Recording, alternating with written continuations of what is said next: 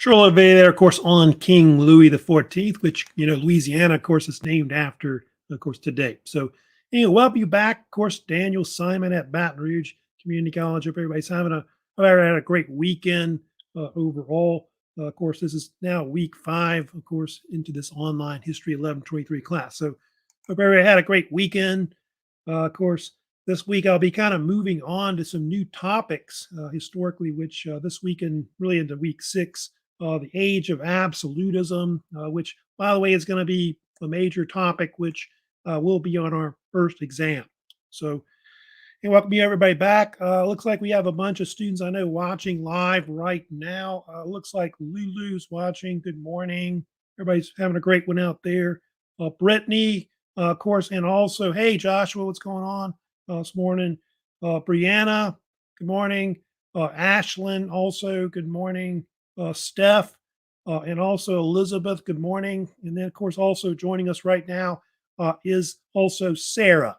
So, anyway, kind of get into a few things going on right now with the class. I'll kind of, kind of remind you about some assignments that are out there overall. I know I have an assignment which I kind of left open for now, which is the Conquest of America quiz. That will close tonight. I think if anybody has any, late, completions on that issue, that is still up right now to wrap that up. And then also I did leave open the vocab assignment, the first one, of course. So that one's still up to be, if you haven't done that, I think there's a few haven't done it yet. I know to turn that in. But I know the main thing y'all need to kind of work on right now is the Reformation quiz, which that's due, I think, at the end of the week. So just kind of reminder about a few things going on, at least assessment wise with the class. But yeah, keep sending me information about, I think the book report. I think some of you have, emailed me, I know, with the weekend about that issue and other issues. If you have with the class, just let me know via email.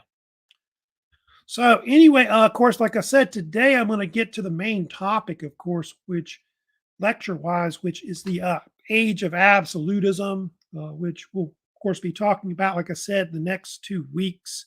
Of course, I'll discuss how a lot of these European states kind of develop, which are heavily centralized around powerful monarchs, which a lot of them have autocratic type powers. We'll see, which are, kind of before they even have anything like democracy. They don't have that back then, as you know.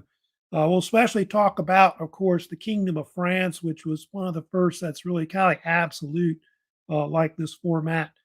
So if you have any comments, questions about this lecture in the live stream, let me know. Or you can always leave me, of course, comments later on my channel. If you want to subscribe to my channel below, you can also, of course, as well. So anyway, like I said, I'm going to get into and discuss, of course, really the French Bourbon regime that's absolute government-wise. But I'll first kind of talk about the background of the Age of Absolutism, which really dominates early modern Europe between the 17th and the 18th centuries. We'll kind of first kind of get into like a definition of like what exactly is the Age of Absolutism. There's different definitions of it, but like clearly the main thing you see here is that between the 16th and the 1700s, you had this deal where you saw the rise of the European state system, where monarchs had autocratic power. What I mean by that is they micromanaged the state. They ruled without any, elected type legislative bodies. So there was like a limit or a check on their powers. And so, yeah, they may have had advisors and bureaucracy that were under them, but by and by, most of these monarchs, ruled like Louis the 14th. They had a lot of power as a head of state. And so, compared to like, states like, Britain, which had, the parliament, which, obviously had a lot of limited type power on the monarchs. They didn't really have that as much in Europe before that. So We'll eventually go to that, which will take a while by the 19th century, but going back to like the 17th, 18th centuries, that's the kind of governments that mostly ruled majority of Europe, were these powerful monarchs. These are just examples of some states that were kind of considered absolute type governments overall. France and Russia usually come to mind the most, but Prussia at one point did, especially between the 17th and 18th centuries. Austria did for a while. So did Spain, and then yeah, for a while Sweden did. The Swedish Empire was pretty powerful at one point.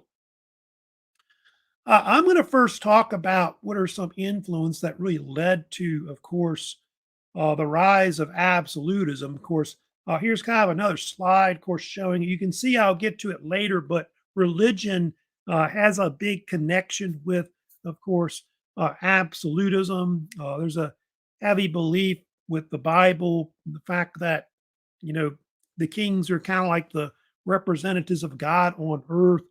And so that gives the monarch a lot of power, absolute power over his or her subjects. And so that's the kind of type of government that really dominates Europe. And it could be not just kings, it could be queens.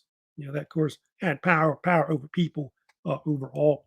You can see a decline of feudalism, rise of cities, growth of the national kingdoms. That had a lot to do with centralizing a lot of authority.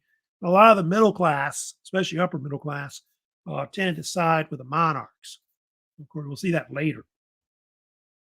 I'll get to some influences, but one of the first big influence they always talk about is Thomas Hobbes. Hobbes was this English political writer that wrote a book in the 1650s called Leviathan, and it was a type of political treatise that favored the idea of a centralized, absolute type monarch. It kind of compared a ruler to like a sea monster in the Bible. And Hobbes believed that the common man wasn't really capable of ruling, you know, because of a lack of education. Humans were brutish, they were violent, they were selfish. And so that's why, the monarchs were put in power. And he talks about this thing called the social contract, which I think is later coined by Jean-Jacques Rousseau in the later in the 18th century. But he said that there should be some kind of contract between the people and the monarch, where the monarch's given central powers, in where the people are given certain rights. But you'll see later that absolutism is more despotic. That's one thing about it, and so the people don't really get the rights like they should. So Thomas Hobbes, um, that was definitely considered one work that really influenced it a lot. Here's more stuff on right here. Kind of blow that up right there, but yeah, it was published in 1651. I think might be the actual date. That's when it was published. But you argue that the natural law made absolute monarchy the best form of government at the time. So that was the best. They didn't have that kind of governance we have now overall, and so humans really weren't ready for that type of government, at least in most of Europe. Hobbes was definitely influenced by the English Civil War, which we'll talk about later. That occurred in the 1640s and 50s in most of Britain, and so that's kind of where he got his ideas from. But they think he was probably influenced by the Bible too, as well. They talk about also Machiavelli's book, which was the so-called Prince, which was published in the 1530s. If you know much about that book, it was considered one of the first modern political treatises that really influenced monarchs at the time. They think that King Henry VIII in England was influenced by it. Emperor Charles V, the Holy Roman Emperor and King of Spain, was influenced by it. And so it was considered this first treatise, that political treatise anyway, that kind of taught rulers how to rule and how to maintain their power. And of course, Machiavelli's famous for a lot of these Machiavellian type quotes that he's known for. That's one of my favorite, which he says a prince must learn from the fox and the lion. One must be a fox in order to recognize traps, and a lion to frighten off wolves. So you have to kind of be like a fox and a lion to basically, maintain power, etc. Also something else I'll get to, which is something that was kind of an influence, of course, is religion. The Bible is definitely a major influence, of course, on absolutely led to the whole divine right of kings theory, where the monarchs is in power because, like I said, he's the highest mortal on earth, and so the whole king's power is derived from God in heaven. And so there's this thing that it went back to medieval times you may have heard of that was called the Great Chain of Being. It's this medieval influence on hierarchy where the belief is that going up into heaven, the highest thing is God, right? And then you got the cherubs and the angels and all that, the stars and the moon and the planets, etc. And then on earth, you've got the king, right? That's at the top, the church, the nobility, and then the common man. And then you got all the animals and the plants and minerals and rocks and things like that that are on the bottom. But obviously, you see the most important thing is the king, being the highest representative on earth, and that's why he's in power. And so the Bible, yeah, had a lot to do with it. I think sometimes they even compared the rulers in the Bible, like King David or a King Solomon, to kind of emulate how king's power should be absolute. Oh, sometimes they talk about the hand of justice, at least with the what you'll see with the French, and I've seen it in Europe being kind of used here and there also as well. But I know in France it symbolized the king's power as a ruler, like his absolute power, which I think they think it was a scepter originally that went back to King Louis the Ninth in the Middle Ages, and they say that a king can do three things: he can caress you, he can bless you, or he can strike you. So he has all these powers that he can do as a king, and so their power is so absolute they can just throw you in prison for no reason, kind of like the man in the iron mask or whatever. And so that's the power of the kings. And I think the scepter was even used by Napoleon. You can see on the right at one point, the three-fingered hand. Also, they had this man named Jacques Bousset. You may have heard of him. He was a famous bishop in France, and he was a major proponent of divine right theory. And so that's kind of what influenced a lot of the monarchs later, like Louis the 13th, Louis the 14th, to have more centralized power around the crown and all that. And so a lot of it was because of the Bible in the Catholic faith and those kind of things. And so a lot of that kind of went hand in hand with what absolutism was eventually. So he was definitely an influence, Bousset also. Now, of course, the Bourbons would come in later. The Bourbon dynasty, we'll talk about them today. The Bourbons was the dynasty that would take over the Valois dynasty that went out of power at the end of the 16th century. The Bourbons, of course, reigned, you see, from 1589 to 1830. There is kind of a gap between when the French Revolution broke out and Napoleon, who seized power in 1799. Of course, the Bourbons later don't really recognize that um, pretty much. But the Bourbons, they'll reign in power, you can see, for over 200 years, almost 2.5 centuries. And King Henry IV, who's often known as different names like Good King Henry, Henry the Great, he was really considered to be the founder, of course, of the Bourbon dynasty. There he is right here in that picture. I'll kind of have there's, if you know about Henry IV, there's some anthems that were kind of done about him. Like the French national anthem at one point was based on his life and his influence on the country. I'll kind of share with you at the end of this lecture today. But Um, he was the founder of the Bourbon dynasty. If you remember correctly, he was kind of cousins to the Valois, but also the Medici family, which from Italy, and he was a descendant of this duke named the Duke of Bourbon, which they actually pronounce it Bourbon, so they say in France. But the Duke of Bourbon, Louis the First, who went back to the 1300s, and you remember about Henry the Fourth, he was the famous uh, ruler that was a Huguenot that converted to Catholicism. And of course, he's known, if you know about this, for helping to end the French wars of religion when he issued the so called Edict of Nantes, which gave Huguenots or the French Calvinists or Protestants in France religious rights, like to have their own churches and all that. And so that kind of gave him a good name. And so later he was known as, like I said, Henry the Great. A lot of people called him Good King Henry. And so he was later recognized with a national anthem named after him, which is like the common name they call it is Viva Henry the Fourth, which I think was, I want to say, developed in the 1580s. It was actually at one point used as the national anthem of France, like the Kingdom of France anyway, up to maybe 1830 at one point. For the Marseillaise, of course, replaced it.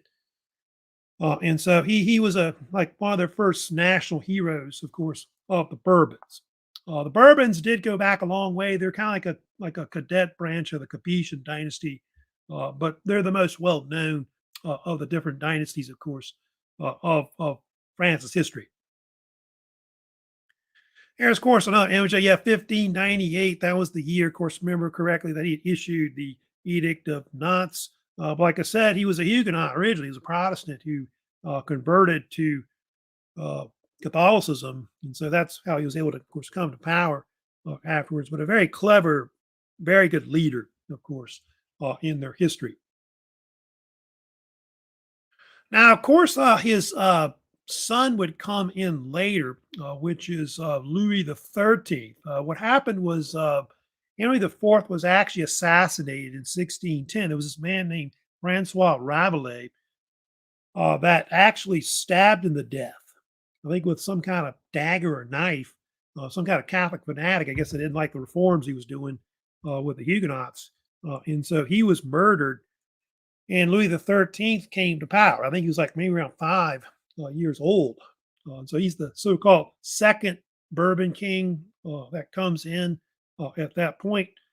And they think it's under really Louis the 13th that the French government becomes more centralized.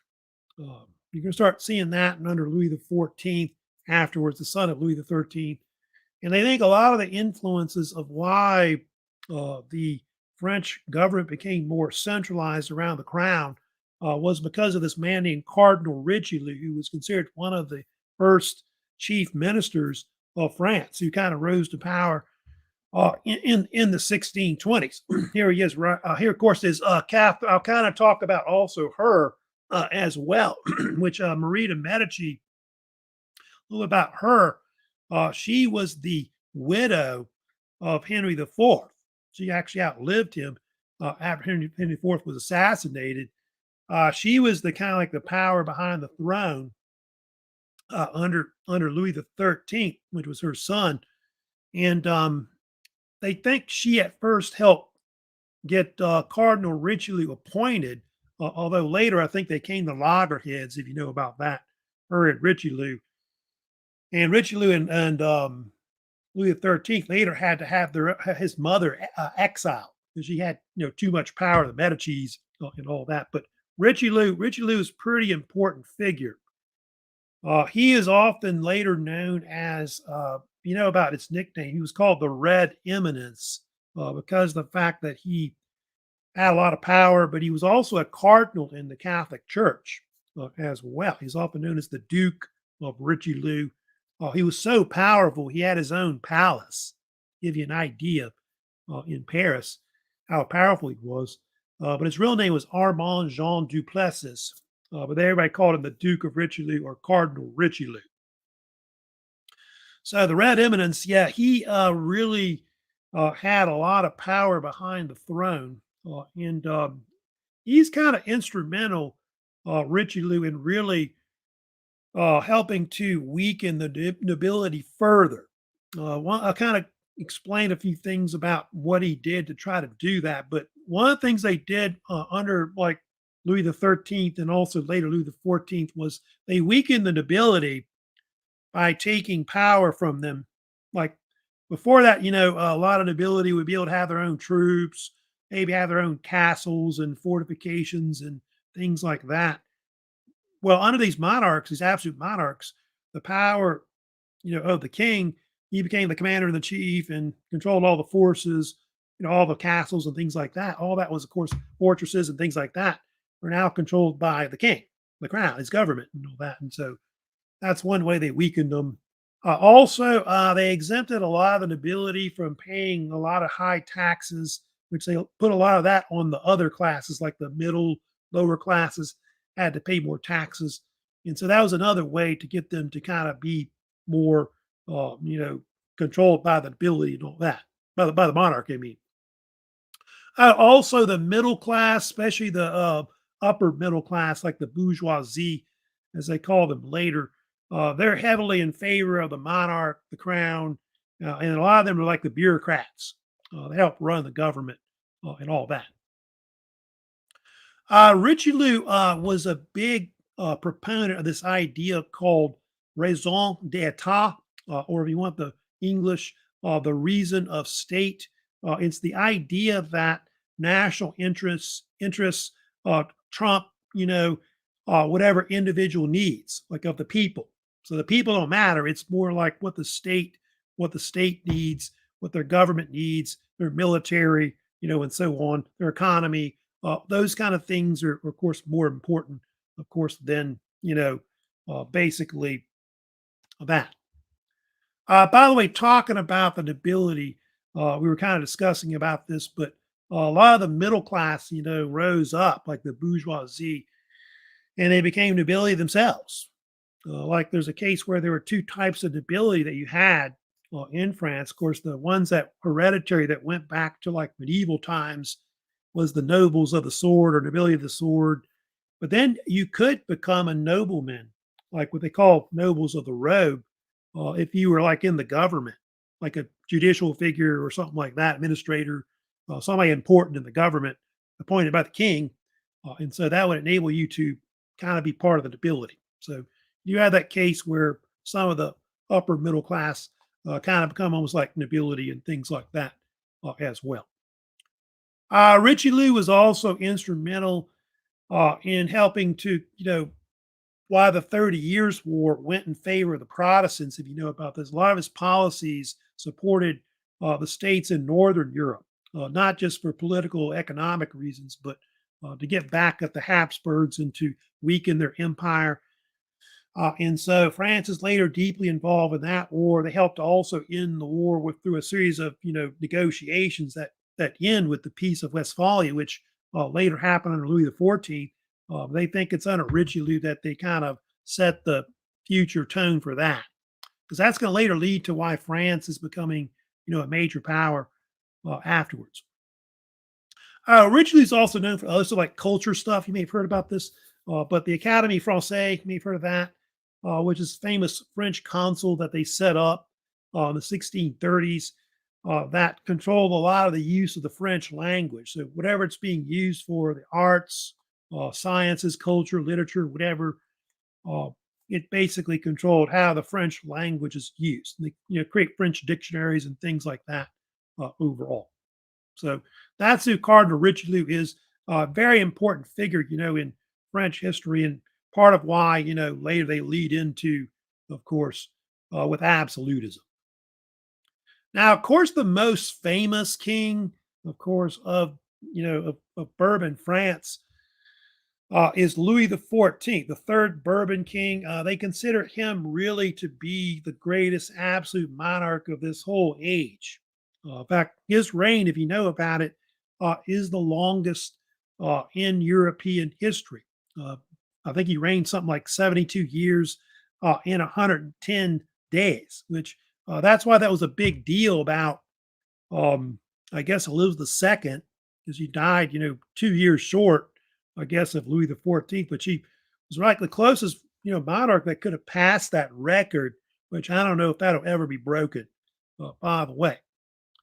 Of course, Louis the 14th is, Louisiana. It's named after him. Of course, we'll get to it later, but, he sent explorers to Louisiana at one point.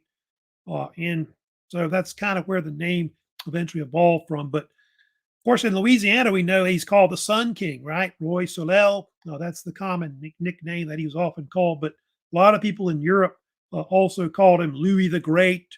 They called him also the Grand Monarch or Great Monarch.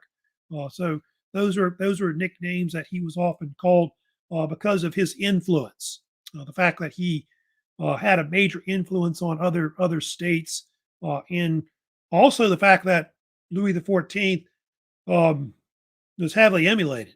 A lot of people copied him, and even his palaces were copied by other monarchs and all that. You may have heard of his famous motto that he went by supposedly, which is "L'État c'est moi," which really means "the state is me," but a lot of people will say "I am the state," and so that was a kind of a motto that kind of summed up the political theory of what French absolutism was, or at least the idea of how the monarchs were very autocratic in power. I'll get to it, but Louis really did not have a whole lot of power there. Of course, I'll kind of blow that up there, that image right there. But of course, that's one of the most famous paintings, of course, of Louis the 14th on the right. His monarchy didn't really start out that powerful. As you know, when he came to the throne, he was around 4 years old. And so his minority of his throne basically went to really controlled by two people. They had Cardinal Mazarin, which they mentioned, by the way, in that short video. He became basically Louis the 14th's chief minister and advisor of the state from about 1643 to about 1661. And so, in a sense, he was for almost 20 years, almost 2 decades, he was the de facto ruler of France. And he was, about Mazarin, he was heavily influenced by Richelieu. In fact, he was like basically, I think Richelieu was basically his mentor. And then also, don't forget, they had Queen Anne of Austria. I didn't really get into her, but that was the wife of Louis the 13th. She, of course, was a widow, had survived basically after Louis the 13th died. And she, by the way, maintained Mazarin and her had a very close relationship together. And she kind of helped control also the throne of Louis the 14th early on. Although they think Mazarin, like I said, was the brains and the real control of the throne in Louis's early reign. And there were rumors that, which they think are probably true, that Mazarin was a lover of Queen Anne.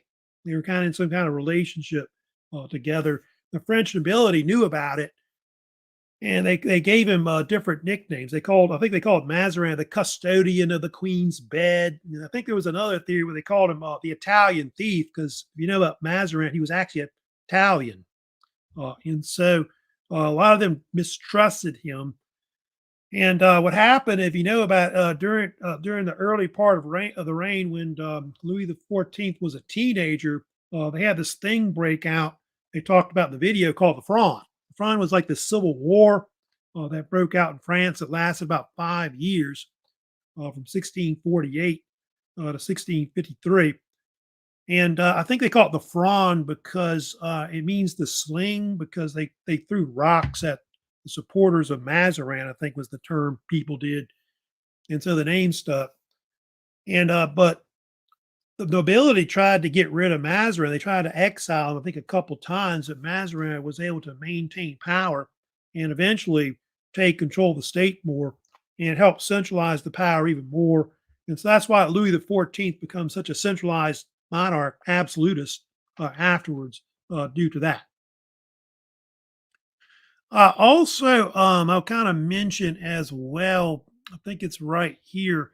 They talked about in that little short video about Louis XIV's wife, at least his first wife, which is Queen Maria Therese, or Teresa, as they call her. She was actually a Spanish Habsburg that married him in 1660. It was a political marriage to try to help in military conflicts between the French and the Spanish, which had been going on since going back to Louis XIII's reign, Franco-Spanish War conflict at the time. And so the only thing about that marriage was they allowed Louis XIV to marry her, but they refused to give him a dowry. And so, if you know about it, it sparked another war with Spain afterwards, which I think was called the War of the Devolution in the 1660s. And so later, he has a lot of conflicts, Louis XIV, with the Habsburgs, especially like in Germany with the Holy Roman Empire. Louis was notorious for having a lot of mistresses. His most famous was Francois d'Albine, who everybody called later the Marquis de Maintenon. And she was very important. She was considered the so-called chief royal mistress, which a lot of these kings of France had. And they helped run the household, take care of the children. And I think they slept with them too, I guess, as mistresses. But she was very important as actually one of Louis XIV's closest advisors. I think Louis XV had some women like that. They were kind of the same thing, like a chief royal mistress as well. And so that was something that was quite common in those days. But Louis XIV was, like I said, known for having many, many mistresses. There's a theory that they got married later, like a secret marriage has been talked about, but they think that Marquis de Maintenon was his second wife. But it was much later after his first wife, Maria Theresa, died. Of course, the most famous thing that Louis XIV is known for is, of course, his famous Palace of Versailles, which he began constructing in the 1660s. You can see here some images of the Palace of Versailles. The Palace of Versailles became, if you know about it, his main court, which construction of it primarily happened between the 1660s and the 1680s. It was built kind of southwest of Paris at the time. And there's the, of course, image of the Fronde, which ended in the 1650s. But part of why he built this palace was because Louis XIV did not like living in Paris. I guess, because of the Fronde, you saw that image right there. And he also wanted to use this palace to kind of micromanage and control his state, but also to control the nobility, And Versailles, becomes the central court of at least, three Bourbon kings, Louis XIV, Louis XV, and then later Louis XVI as well. So it's going to be almost like a capital, if you want to say, of the country between 1682 up to the French Revolution in 1789. The palace, by the way, was influenced by a lot of Italian Renaissance architecture, which they often call it Baroque architecture. So it has a lot of decorative and theatrical type styles to it that are real fancy. And so the palace was built not just to show the opulence of the period, but also to show how wealthy and showy, the monarchs are, et cetera, in Europe. And a lot of these ideas, spread to the rest of Europe. So other states kind of copied Louis XIV and built similar types of palaces overall. There were different people that built it. So starting like 1661 is where it was first constructed. There were several men that were involved in the construction, of course, of the palace. Louis Laveau, he's kind of considered to be one of the most important involved in the early construction of the Palace of Versailles. He was considered one of the main architects that was involved in it. Laveau was also involved in the construction of the Louvre, which was originally a French palace, which is now a famous museum in Paris. So he's kind of an instrumental figure involved in the construction of it. Also, another man was Andre Lenotre. He was a French landscape architect. He was the one that kind of the chief brains behind the design and the building of all the Palace of Versailles, different gardens they had, the different parks, the fountain works that were put in ponds and things like that throughout. And Lenotre had an influence on other uh, landscape architects also in Europe with palaces as well. There was also Charles Le Brun. You may have heard of him. He was a famous French artist that was pretty much the main one instrumental in uh, aiding in painting the ceilings of Versailles. Because you know about the ceilings of Versailles, they're famous for all these tapestry paintings that they put in.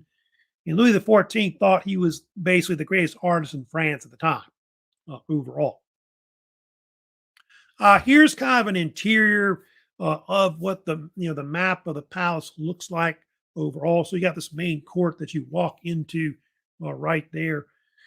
There were two wings. There's kind of like a southern wing and a northern wing. And the royal court meets, you can see on the right hand side there. Then you can see all the different suites. You got the king's suite, which are on the right in the back in front of the hall of mirrors. Then the queen's private suite, of course, on the other side, on the left. There's also assembly hall on the left. And then you can see on the right side, there's a chapel where Louis would have his masses, which he was very religious, by the way. Louis probably have a mass every day. And then also where they would put on operas. Operas were usually put on during the year. And Louis was a big patron of the arts, especially artists like Moliere, Jean Racine, who were great playwrights at the time, and all that. And then you can see the Hall of Mirrors, which is on the back side of the palace as well, where all the gardens and parks are behind. There, of course, a statue of Louis XIV. That's part of the courtyard area, of course, coming in to the palace right there. Of course, the most famous, really, hall that was really part of the whole Versailles was the so-called Hall of Mirrors, which were built by this man named Jules Mansart. It was one of the last things that was built, at least the main part that was built at Versailles. And Mansart began constructing it in the, I think it was in the 1670s is when construction began on it. And 1670, I think, was the year. And the mirror, of course, is very, very famous for its 17 mirror arches, which are on one side of this massive gallery, which is basically what it is. It's the largest room, really, in the Versailles Palace, and 246 feet by 33 feet wide. That's kind of give you an idea of the length of the actual Hall of Mirrors itself. I think I've got some other images, here's a better image of it right there. But each one of those 17 mirror arches has 21 mirrors on it, which I think the total mirrors is 357 mirrors. And you can see how fancy it was. All the marble, all the gold tapestry was put in it. And so it was created as this grand gallery to really impress people, not just French people, but foreign dignitaries or ambassadors that would come to France and things like that. And they say they held balls in there. And Louis XIV would meet people there and things like that as a monarch. I guess he might have maybe have his throne set up right there. You can see as well. And I think they even had royal weddings there and things like that. But if you know about the Hall of Mirrors, the most famous thing that happened in it was in 1919. That's where the Treaty of Versailles was signed, which ended World War One. It was also where the Germans in 1871 declared the German Reich or German Empire under the Kaiser and all that. So it's kind of known for a lot of history. There's kind of one of the entrance into it. Of course, you see right there, and the Hall of Mirrors is back there behind those doors or windows. And kind of here's some statistics, by the way, on Versailles to kind of give you an idea how massive this place was. 2,000 acres of grounds, 12 miles of roads, 27 miles of trellises, 200,000 trees. They had like, orchards and orangeries that were put in by La Notre. 210,000 flowers were put in. I think I'll get to it later, but tulips was real popular, and that was the favorite flower plant of Louis XIV. 80 miles of rows of trees, 55 acres of surface area of the Grand Canal that goes to it, 12 miles of enclosing walls, 50 fountains and 620 fountain nozzles, 21 miles of water conduits, 3,600 cubic meters per hour of water is consumed. I guess with the fountains and all that. 26 acres of roof, 51,000 square meters of floors, 2,153 windows, 700 rooms total in it. I think it's over time. 6, 7 staircases. And one thing about Versailles, it is known for having a lot of artwork. So 20, 30,000 works of art, of course, are in there as well. So it's almost like a museum, pretty much today is what it now is. Here's, of course, other images like the gardens that were put in later in. Yeah, tulips was real big back in the 17th century when Versailles was constructed. They had this thing called tulip mania in the 1600s where the Dutch Republic during the Dutch Golden Age dominated the growing and selling of tulips, and it was like a big stock market, which later crashed, by the way. Here's some more pictures. For some reason, it reminds me of the Biltmore. Have you ever been to Asheville, North Carolina, seeing the Biltmore? It's kind of reminds me of that, especially that part right there. Now, I want to also talk about this man that was under Louis the 14th that was really powerful. Louis, like I said, kind of micromanaged the state. He didn't really have a chief, prime minister like previous monarchs had before when he had total power over the state. But there was one man that had a lot of power that was pretty important, and that was Jean-Baptiste Colbert. He was really the closest man, really, to being Louis's chief minister. Really was an official title, but his real title was Controller General of Finances, and he dealt a lot with a lot of France's economy and its empire overall.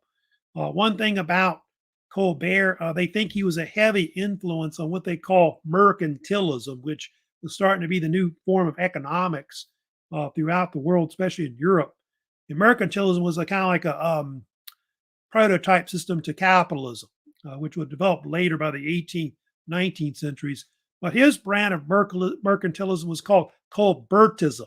So I'll kind of explain a little bit about that, kind of blow this up right here. But his idea of mercantilism was that they wanted to try and develop the nation's wealth. And the way to do this was to export more than import using royal colonies. And so the colonies would use for the natural resource and things that they need, cheap labor and so on overall.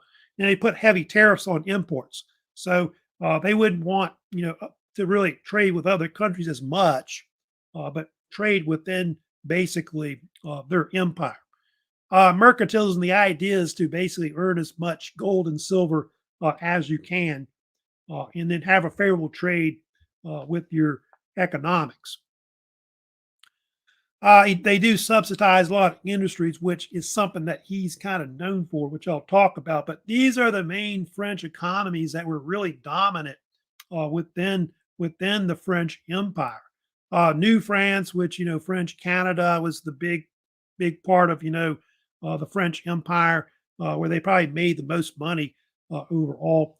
The dominant trade there was the fur trade, which fur for a long time was a big craze in Europe, beaver and other types of pelts overall. Fisheries were important too. Off the east coast of Canada, they caught fish like cod, which was vital for the French economy, especially around Lent, because the French needed fish to eat around Lent because they couldn't eat meat. Also in India, they had a trading company there that was called the French East India Company. And it was vital in getting a lot of things like coffee, pepper, spices, cotton, and dyed woods, and things like that to France overall. And then in the Caribbean, of course, they grew sugarcane, which they used that to make sugar and rum and things like that, which they call it Saint Domingue, was the French name for Haiti, eastern part of Hispaniola. And so those are all parts of the whole, French Empire that were making a lot of wealth, and why Louis XIV was able to build Versailles and so on. By the way, Colbert was also known for developing other industries as well. Colbert developed this thing called the Gobelins. I think it's called Gobelins Manufactory in the 1660s, which was a type of tapestry factory. So, they're making those tapestries, right? Painting on the ceiling and stuff like that for paintings or whatever. They needed that manufacturing thing for that to make that dyed cloth, upholstery, or furniture and things like that. And so he was known for subsidizing that as a type of factory that produced types of things like that overall.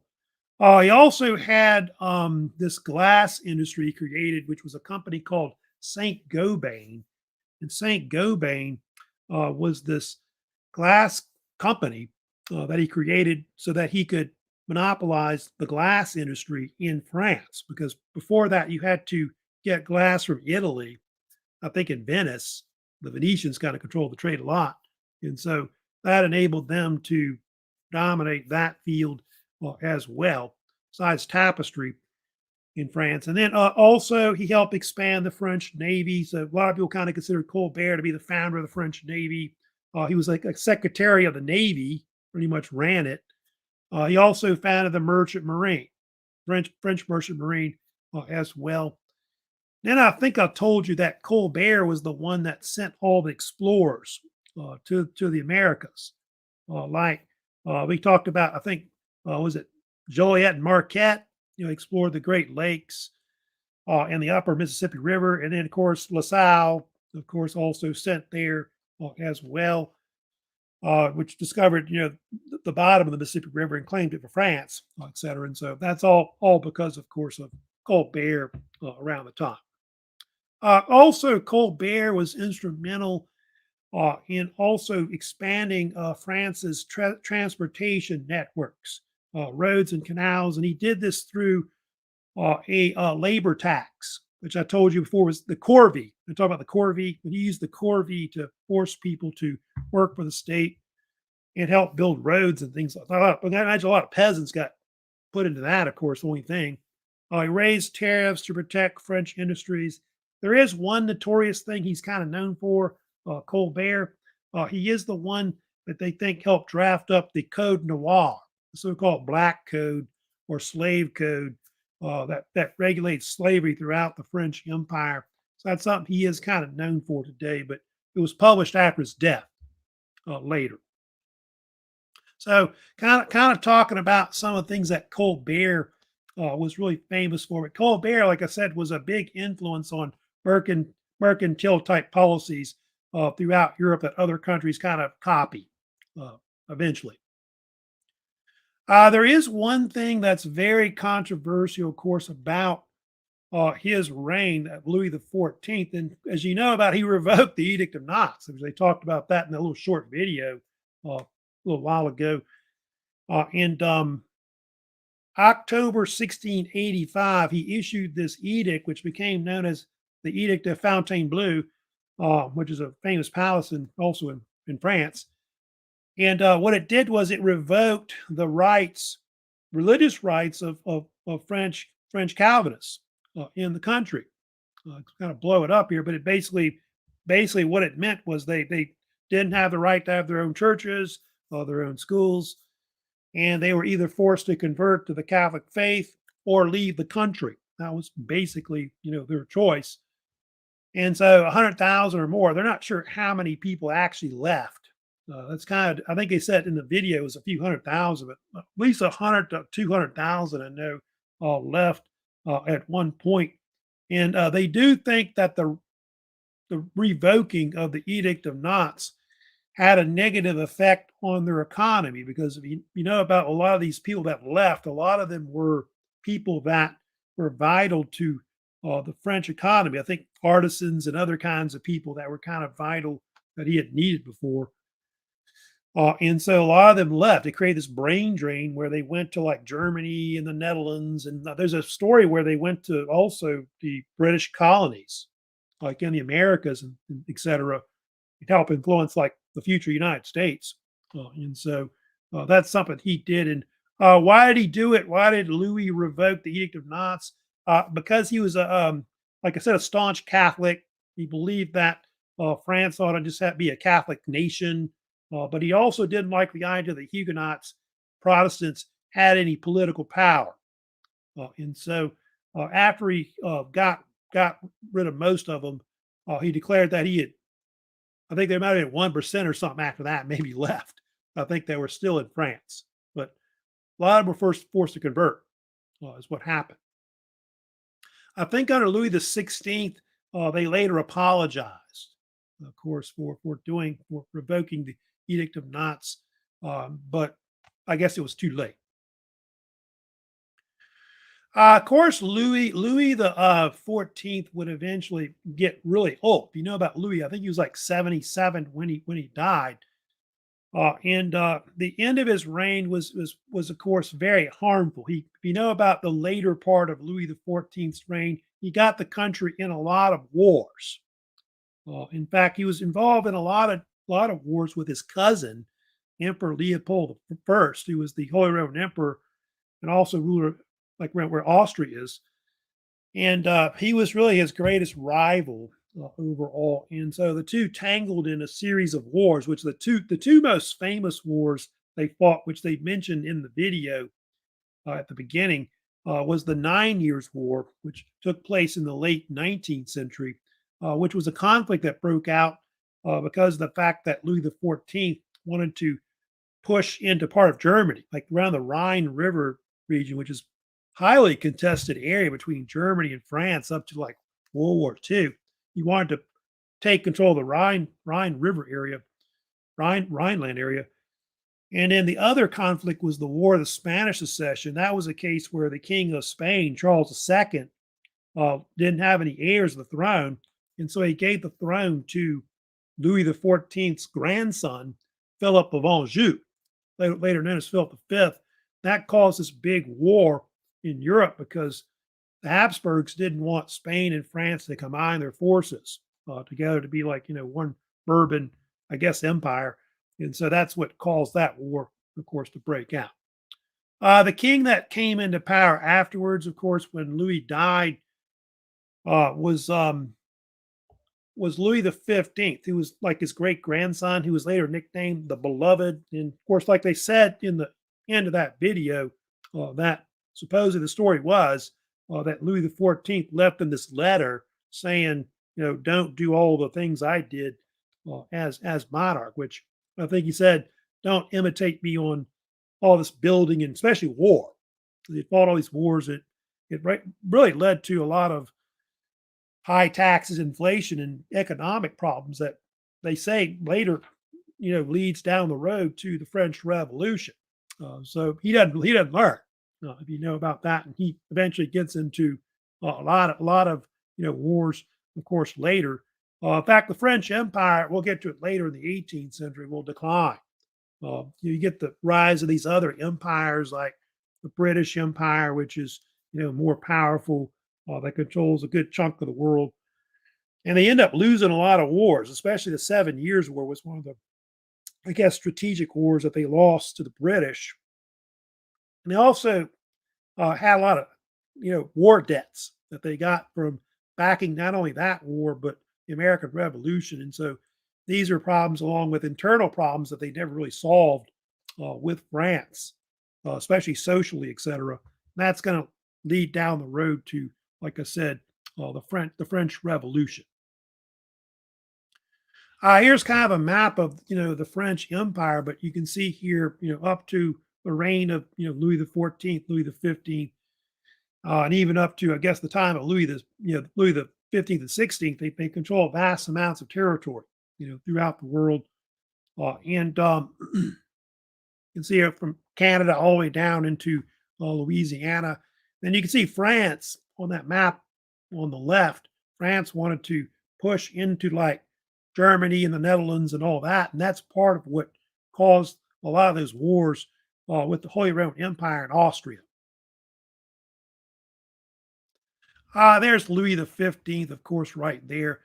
They do have, of course, other rulers later that come in, which I'll kind of mention about just for later when we get to these different monarchs. But yeah, there are other Bourbon rulers that come to power. There's three others later that they have in power after Louis the 15th. You got Louis the 16th on the left. You got Louis the 18th in the middle, and then Charles the 10th, who were all brothers, by the way. Louis the 16th was the grandson of Louis the 15th. And anyway, we'll get to him on the left. Louis the 16th is very famous for being the monarch when, of course, the French Revolution breaks out. His wife is very famous, Queen Marie Antoinette. He gets overthrown and later guillotined in the French Revolution. Later, Napoleon takes over. You have the Age of Napoleon, where he controls France up to about 1814 to 1815. And then Louis the 18th, who was a younger brother of Louis the 16th, reigned afterwards as the monarch for about, I think, 10 years. And then on the right, you got the younger brother of Louis the 18th, of course, Charles the 10th, who I think was sometimes called the Count of Artois, was the last Bourbon monarch that you have. So that the Bourbons will reign up to 1830. And you're probably wondering, where's Louis the 17th? Because there's 16, 18 there. Well, there was a Louis the 17th who was the son of Louis the 16th, but he died in prison during the French Revolution, so not really counted as a ruler. But the Bourbons, we'll get to it later, especially when we get to the French Revolution, Age of Napoleon. Bourbons don't really consider that to happen. They kind of act like it didn't happen. French Revolution, Napoleon, and all that.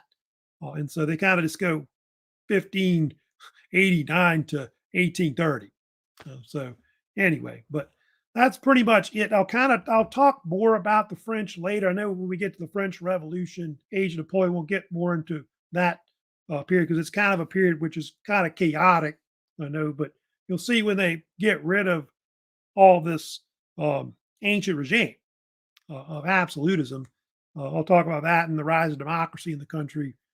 But later in the week, I'll kind of be moving on. I'll talk about the rise of the Habsburgs in Europe.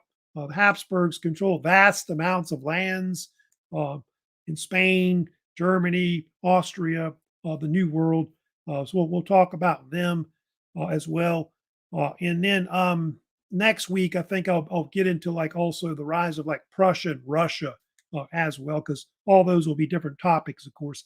That'll be on that first exam on the Age of Absolutism.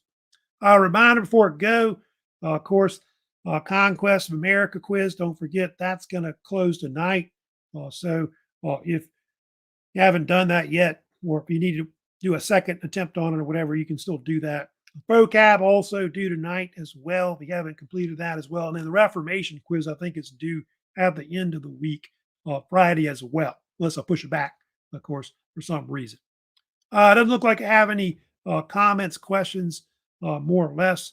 But that's it for today. But before I go, I will show a little short video, of course, which is on the original national anthem of the Kingdom of France, which I told you was called Viva Henry IV. So I'll kind of hear what originally the national anthem actually sounded like, of course, before they got rid of it and replaced it with the Marseillaise, which is more famous today now.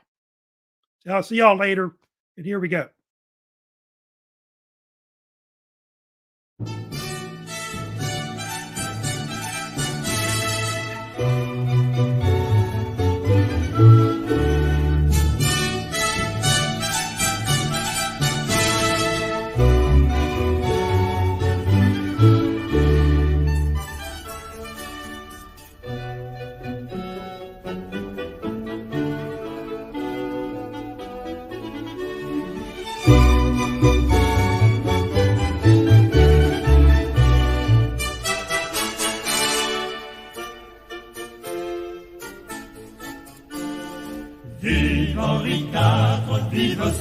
vaillant.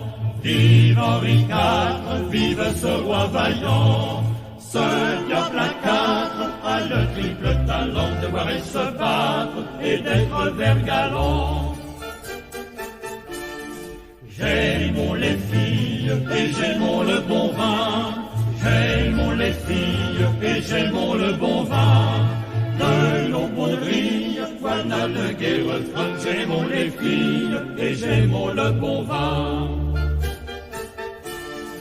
Au diable guerre, rancunes et parties. Au diable guerre, rancunes et parties.